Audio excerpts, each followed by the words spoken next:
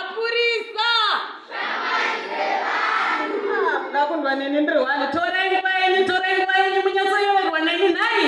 Ndoziva musana mambona mapurisa akanaka. Ripoti brand zetherapy. Ndini ndasangana nhai. I'm so happy to be here. Handiti ndotanga nekuremekedza vanoremekedzwa. Toda kutenda Mwari atitendera kuti tinge tiri pano ndochekutanga. Then ndongoti kune vamwe vese. All protocols observed. Ndozvataidzidziswawo vamwe vamwe vanoita mapoemereka ndokuitawo yangu.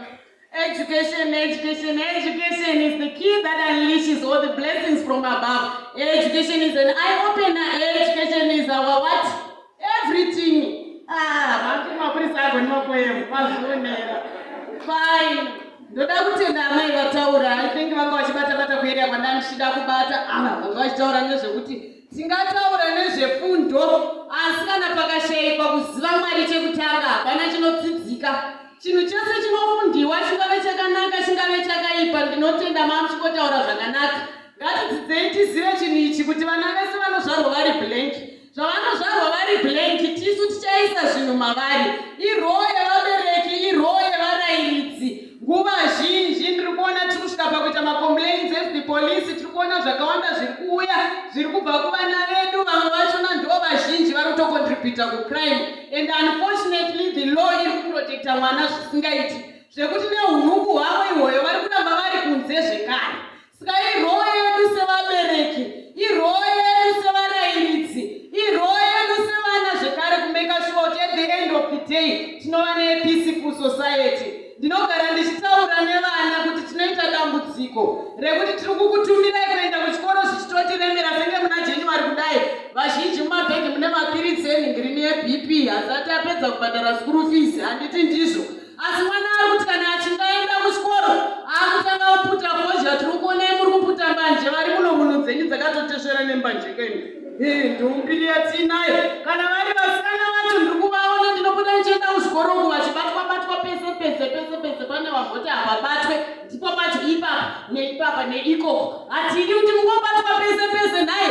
Hatidi vana vakachipa, vana vazhinji got the problem yekuti muri kubuda muchinorepresenta mafamilies edu kuti uyu ndewakwadzuve uyu ndewakwan'uve, asi muri kuti representa zvisirizo. Tiri kunyara neunhu hwamuri kuita kuzvikoro kwamuri kuenda ikoko. Charity begins at home. Mune vabereki ndokune nyaya yese ndokwairi. Mumwe munhu ari kukangamwa chihambiro tatenda unofunda zvakanaka iwe. Kwete munofundiswa kuti wari mwana twose ingadai tikakutumira kune varume kuti unoita izvozvo neiwe. Toti tatenda kuchikoro hakunomirizika. Taneta nevasikana ndafara nhasi vari pano vasikana, vana vasikana ndiri kuchema nemi. Takungotukwa tikazvara vasikana kuti kutizvarira manhingi. Hatidi zvakadaro. This girl child is a precious child. Nditarisei ungashora kuti ndiri munhukadzi. Ngatidadei nekuva vanhukadzi kwete kuzvidza kuva munhukadzi. Taneta nemi muchienda kuchikoro muchinoita zvevarume full time, kuita mabhero evamwe vanhu vasingazive value yavo, kuitwa kutoilet kwekuti nemuenzi anobvunza kuti yepano iri kupi yepano iri kupi, ongomhanya unoti pwe orova roti. Zvikoshese nenyika inokukoshesawo. Hatidi vanhu vanoda kumirira kuudzwa vana vamwe vanhu value yavo. Know your value as a girl child. Iva munhu ari independent, iva munhu anozvimiririra, iva munhu anodada nezvaari ruchiva ndorwanyanya. Mapera senge muno mudistrict medu nemakorokoza ndiri kunyebera asikana.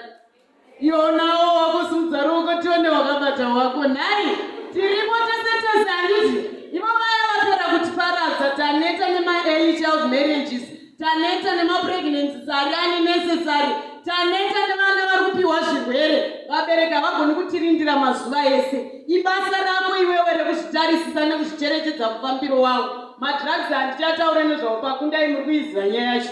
Kwese muri kuiziva nyaya yacho, asi tati tibatsirane. Upenyu mwene wawo ndiwo uri kuhuputsa wega uchifunga kuti uri kukaurisa mumwe munhu. Nemiwo vana vadzidzisi regai takubatirai pano totongochiti bhoipo pano. Vanhu vaMwari isi kutiona takadai takavakwa nevanonzi varairidzi.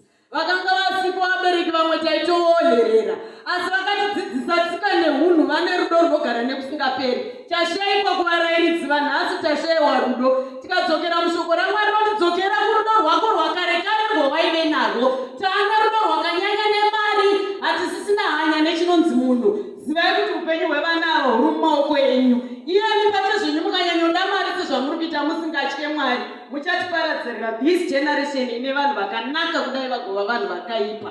Upenyu tinoziva huri kurema, asi unotodawo munhu akasimba semushanda webhasikoro. Hatidi vanhu vakalenga-lenga. Let us have a loving society. Ine vanhu vanodanana zvekudanana zviya. Ine vanhu vanopanana rudo mazuva ese. Kudzimba kwatigere ngatisiyane nemhirizhonga.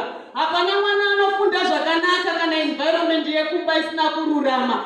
Garisanai zvakanaka, garisanai murudo kana zvaramba odiwe. Raramaika muri masinguru, zvaramba kusangana mvura nemafuta. Zvongopesana vana vakure zvakanaka. Nguva zhinji tiri kuti takagarira vana, asi environment ine mhirizhonga yakanyanyisa iri kutiurayira vana. Ndapuwa nguva shoma.